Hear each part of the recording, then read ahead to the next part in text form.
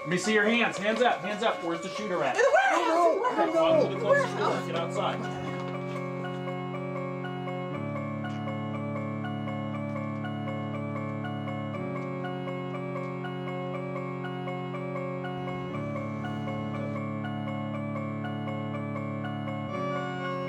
Please drop the gun. Drop the gun.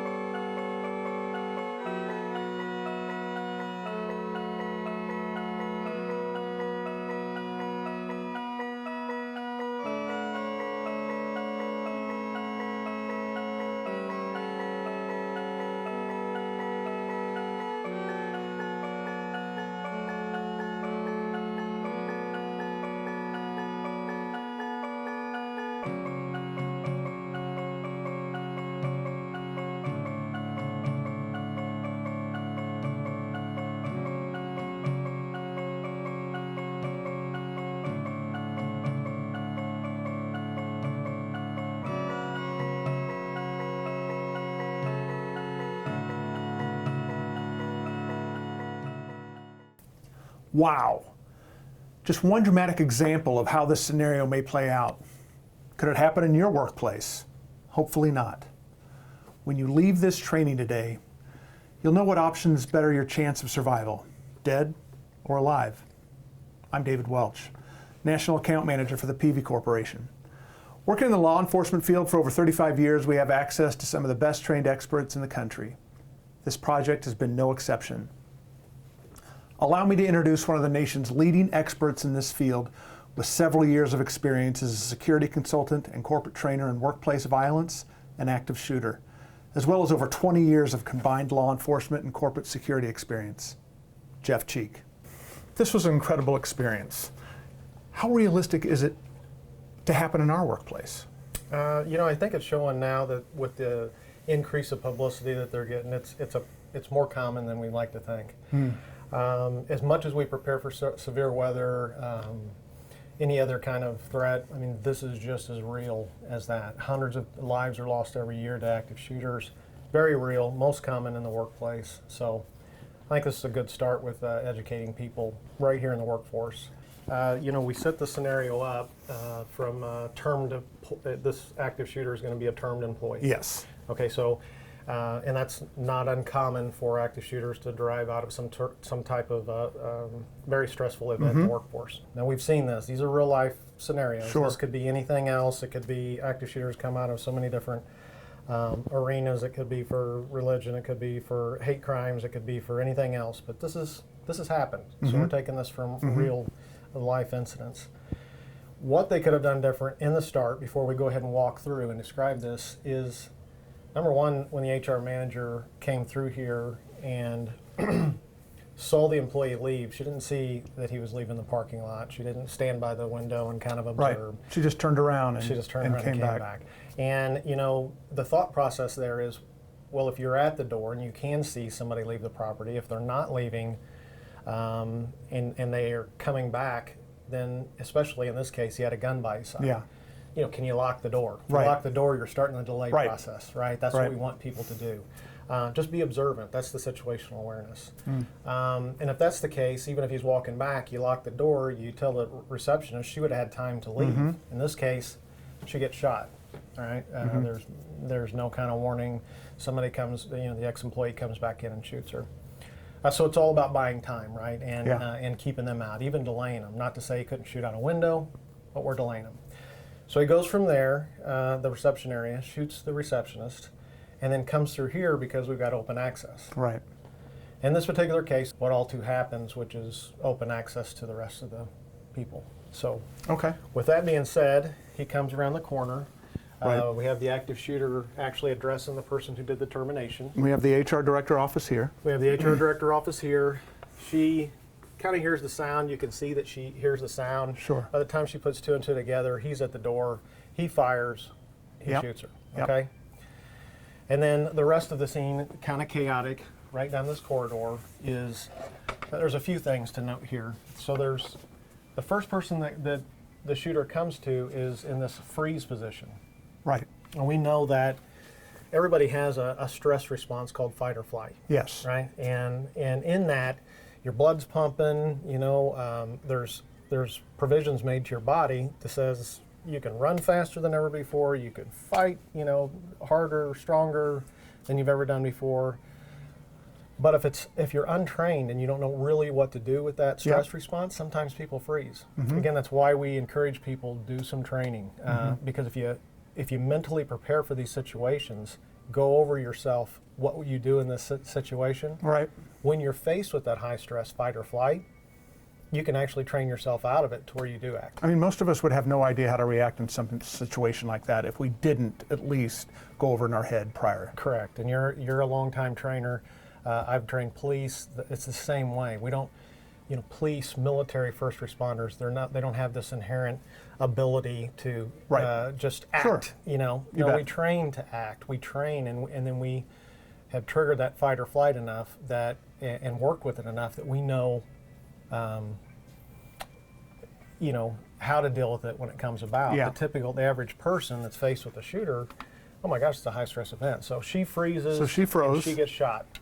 We got two people down here. They take action and they run to the nearest exit. Yep. Great thing for them to do. They survived. We also have a manager here, though, that comes out, tries to address the shooter, and it's proven time and time again that active shooters are kind of a rare breed in and of themselves. We're not talking about typical hostage situations or people that you negotiate with. More often than not, these are people you cannot negotiate with. The negotiation tactic that he was taking versus running was not a good option. Okay. He would have been better served to be outside calling 911 and giving good direction. If he's the manager and if he's maybe got a little more calm about him and a little bit more experience, we need 911 to hear from people like that. Sure. They're more apt to give a good description. They're more apt to know what entrance to the police should come to, things like that. And then we go to the next hallway, and there's a few things happen down here that we wanted to illustrate. We have an opportunity here. We have other people in a cubicle, and some of them have already fled. One of them is coming out, kind of gets caught when the active shooter is over here in this corridor. And as he rounds the corner, he makes a fatal error, which is he's drawn to this exit sign. Sure. He knows that's his exit. It may have been where he goes to smoke. It may be where he goes out to his car. Active shooter is this way, and you've got two exits. Right. You take the exit opposite. Right.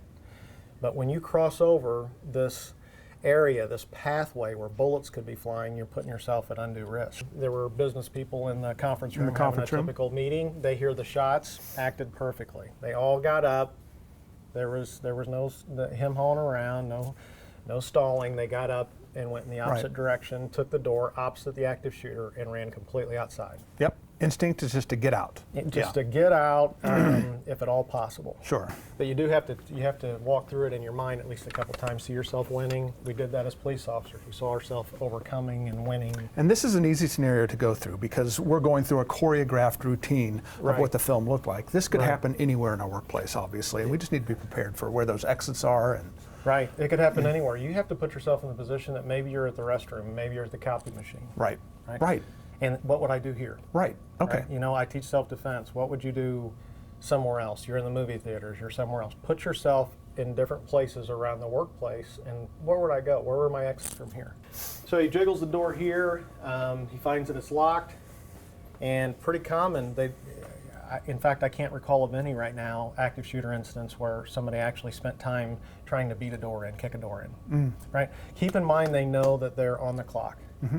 They know that the police are coming. They know that response time is going to be pretty quick, especially when dispatchers tell them that's an active shooter. Police officers are going to respond. If they know they're on the clock, which they do, they typically go for as many targets, as many potential victims as they can get. The ease of access it's all about the ease of access with them. So he checks the door. He doesn't have any luck there. It's locked. Doesn't spend any time with it. And then here it was a good example of a female that got caught.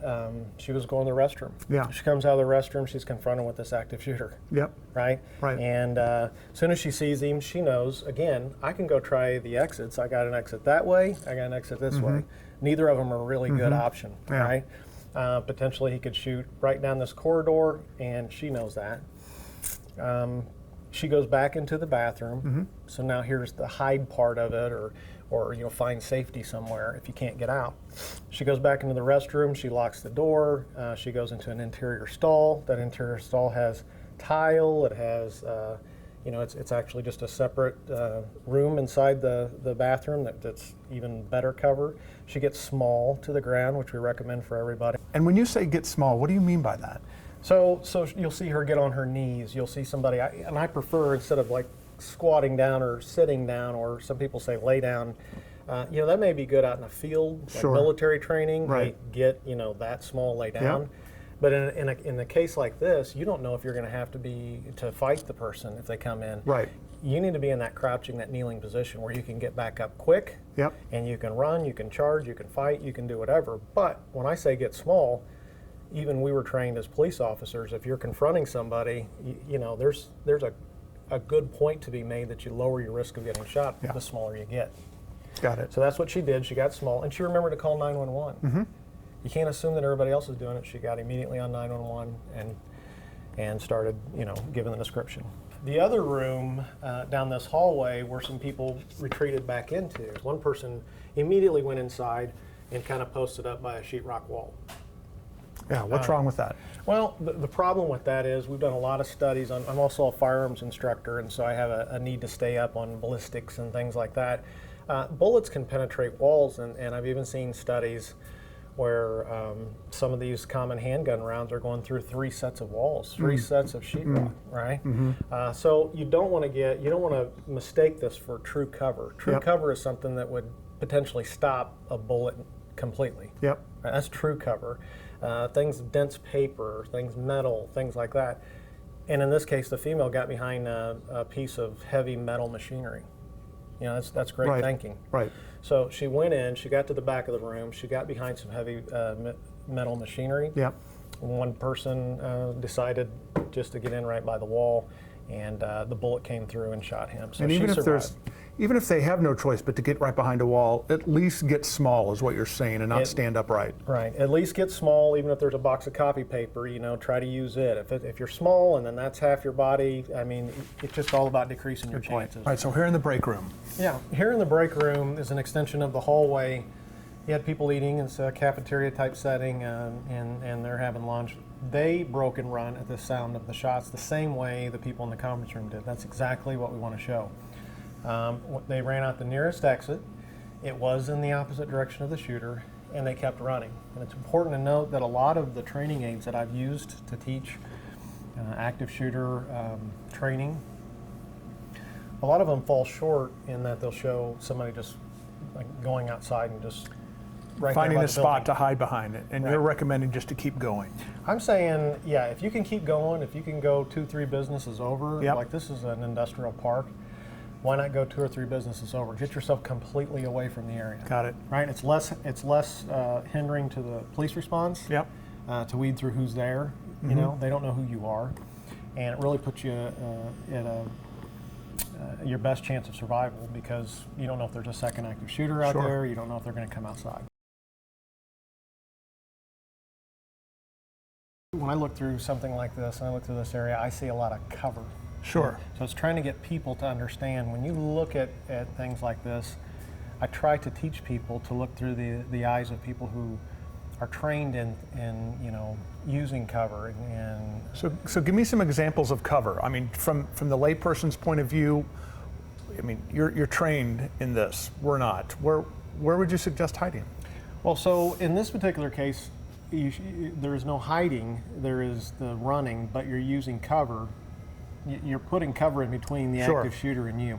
So in this case, you see a couple of females see the manager, Yep. the original target, get shot, and they look and they notice Right. the exit. But unlike the person inside who crossed that path and got shot, when they run down here, they're actually keeping cover in between them and the active shooter, which is great. That's Got what it. we want to portray. And then they still make it to an exit. Now, this isn't the closest exit to them, Nope. but it was the safest. And again, when they ran out that door, you recommend just keep going. Right. So now, like happens all too often, the shooter has no other victims in here, so he comes back into the office area to look for more potential people. And again, these are taken from scenarios, but in this particular case, the rest of the workforce here have already fled. Yep. And by the time he goes around the corner to look for other potential victims, our police response has caught up. Sure. And in this particular scenario, we showed a lone officer response only because I think there's too much emphasis put on when you see these videos. There's too much emphasis put on maybe like a SWAT team or guys in all the SWAT outfits that are somehow was close by that could have responded. Right. What can we expect from a typical police response? So a typical police response. It's going to be dynamic. It's going to be fluid. It's going to be all business. It's not going to be the most polite. Sure. Sir, I need you to do this. We're taught loud, repetitive verbal commands. Get on the ground. Do it now. Do it now. That kind of stuff. Get on the ground. Let me see your hands. Things like that. So it's not going to be warm and fuzzy and friendly, right? Yeah. This isn't a meet and greet for police. But it could be one person. It could be one uniformed patrol officer that happened to be right down the street. It could be a plainclothes person. It could be a commander. The police chief was in a place in Kansas, Huston, Kansas, with that active shooter, and wound up confronting and stopping the active shooter. It could be anybody. Now, it could be a detective that comes in a nice, outfit, nice dress shirt or something that just has a badge here. Yeah. But one thing is certain: keep your hands free. Listen exactly to what they have to say. If they want information, they're wanting very quick and dynamic information. Sure. Like what color shirt, what are they wearing, how many are there, what kind of gun do they have, where did you last see them? They're going to be pressing that quick. Now, the caveat to that is they may have already heard that from dispatch, and they may just want you getting out. Let me see your hands. Hands up. Hands up. Where's the shooter at? No. To the closest door. Get outside. And you say keep your hands free, simply because they're coming into a scenario not knowing who the active shooter is. Right. They don't know who you are. Presumably, there's going to be other people that are going to meet you to make sure you're not a suspect. Yep. Okay. Make sure that you're searched. You see, so they don't know exactly who it is, and they're going to treat you with extreme caution. And then here we see, once the suspect is confronted, which very often happens, he takes his own life. Instead of submitting to the police and instead of allowing himself to be arrested, this was his last stand. This is the way he saw it ending in his mind, and that's what he made happen, and he ended his life. And that's, unfortunately, a fairly typical response, is what you're saying. It is. It happens quite a bit, which is why we don't treat it the same as we do a hostage situation, right? There's no ransom, there's no demands, there's no negotiating. There's nothing like that. It is, many times their whole thought is they want to do as much destruction as possible and then end their own life. They have a specific agenda in mind, right? And it's going to be fairly quick. And it's going to be fairly quick, and they're either going to end their own life their own way, or they're going to have an officer shoot them.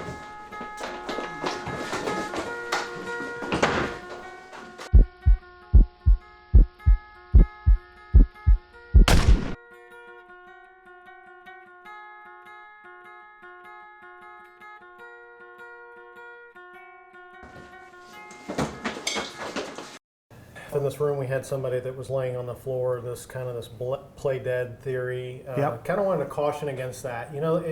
If an active shooter, if you think about it, if they know they haven't been in this part of the building and they see no blood and it just isn't logical to them, what's to keep them from shooting you?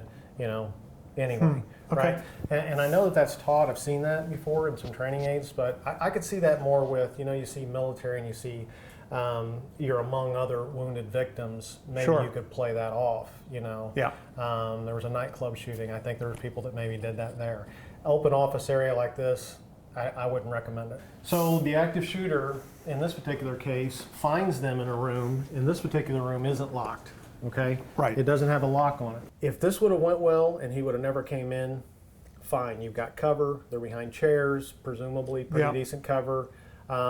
But they loaded up, meaning with improvised devices in here or weapons in here. In this particular case, we had a stapler, metal stapler. We had a bowl, which I'll just pick up and show you. Right. Feel how heavy that is? Yeah. That's a heavy bowl. Yeah. So it's items like this that I say, if somebody can pick up items like this, or a metal stapler, or something heavy, or something sharp, the female had scissors, then these are all good objects to use as improvised weapons. So the active shooter comes in. Ideally, if you have more than one person, everybody does, let's just call it a swarm technique, right? Like bees, we think of bees swarming. And that's the best thing that you can do is if everybody works in concert together, to take down an active shooter. Right. So as a self-defense instructor, I typically teach people to utilize their weapons against the most vulnerable targets of the bad guy. In this particular case, you got a heavy bowl. Yeah. The heavy bowl would be best used in the head area of the active shooter. Okay. Right? The scissors, for example, probably wouldn't be the best idea to use that against the head. So you'd use the soft areas of the body with the scissors. Okay. Right? Anything that's soft like that. Again, we're trying to incapacitate the shooter. This is your last stand. Right. We're going back to that Olympic moment. This is whether you're going to go home at night or not go home at night. Yeah. Exactly. And so you have to resolve this ahead of time. You have to resolve this in your mind that you can do it. You have to see yourself conquering this active shooter in your mind during this mental preparation. And you have to act on it. And this is a time for you to get extremely aggressive. You have to find that aggression in you or nobody's going home. You have to think about it like that. Fighting has proven to be effective. There's been many times when active shooters have been overpowered. Yeah.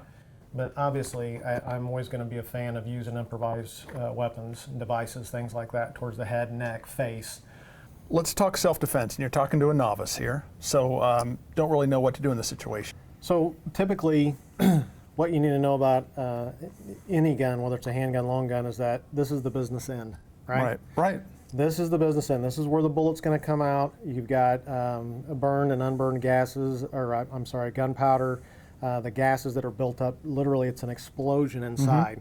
So anything around here is going to be what causes stippling on people and burns your skin, okay?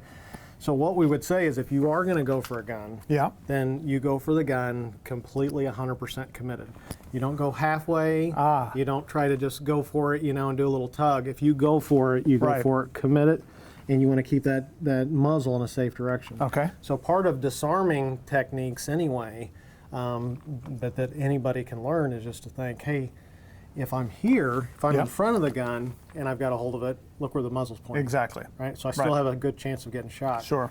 If you're going to go for the gun, you want to make sure that it's beside you and it's pointed in a safe direction, not at your coworkers or something else. And then just commit to it, bury it, wrap up around it, but bury yourself into it.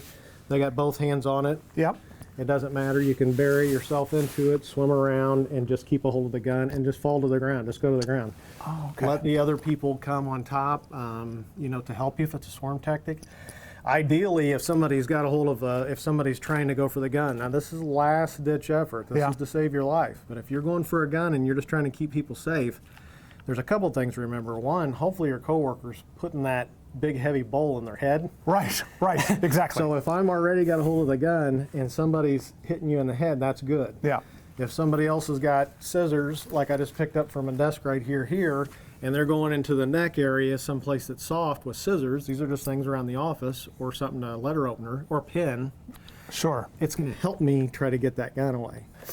So you see that you've got more of a barrel here, and a lot of times active shooters choose long gun.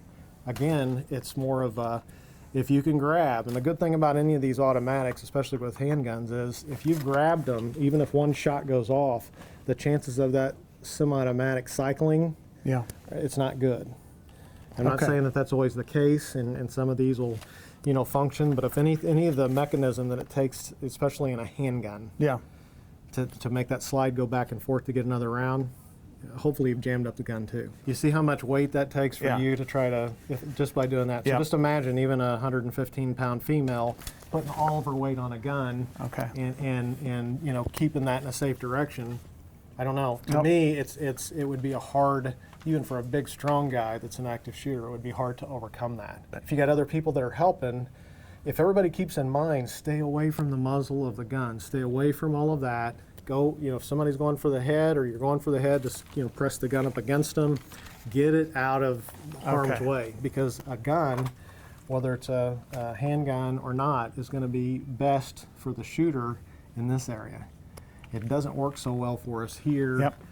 here, here, something like that. So that's what you're wanting to do is disrupt them. Okay. But again, anything in the head, hitting, something like that. So Got it. Bam, Okay. get a good, Sure. hit to Get a the good- nose, get some blood going.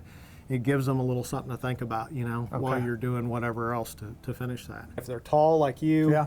and somebody came up from behind and it's a knee strike, something like that to get you down, then knee strike. This is just a storage place. It's just a storage room. Everybody's got those. But what I recommend is, if you've got something like this glass and people are retreating in here, if you have a lock on the door for them, there's already, in this particular case, there was a wood desk where somebody had done some work in here. Yep. And let me grab one of these. You just take things like these boxes, say if you've got copy paper, let's just say. Sure. Copy paper, a bunch of papers in here. File cabinets are a great cover. Yeah. Right? We're trying to get thick cover here. Right, so if you got file cabinets full of stuff here, full of papers, full of files, Yeah. and you have people come in and retreat, they're going to come in, they're going to hit the light. This is not unlike what we teach our children in schools, right? Oh, sure. We teach the class, we teach the teacher or whoever's in the classroom at the time with them, administrator or whatever, douse those lights, put them, close the door, lock it, and then get behind cover, get down, get small, get behind cover, and you've already increased your odds there. Just by Okay. locking the door, you've increased your odds. But Yeah. especially if you put cover in here, that way if somebody does see you coming in at the last minute and tries to shoot, Yep.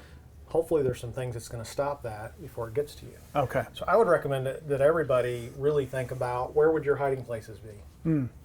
And if you're going to have a room like this, make the wall by the door fortified a little bit. I mean, just put, if you're going to stack things, instead of stacking it over on that side Yeah. of the room, towards Yeah. the outside, stack your stuff on this side because it's potentially cover when you run it. And get behind the thickest cover you possibly can make. Right. Jeff, it's a lot of information to take in. A lot of it is common sense. How can you summarize this for us? What's the best advice you can give us? Well, I would summarize it by just saying simply get out of the area of danger. Use those principles, use those escaping, fleeing, run, hide, fight, all the things that you saw here at a high level. It really is getting out of the way, hiding, getting yourself out of harm's way, or fighting to save your life. And to prevent freezing, pre-plan. That's what I'm Plan getting to out of prevent it. the freezing. Go over these scenarios in your mind. Jeff, thanks for being here. I really Absolutely. appreciate it.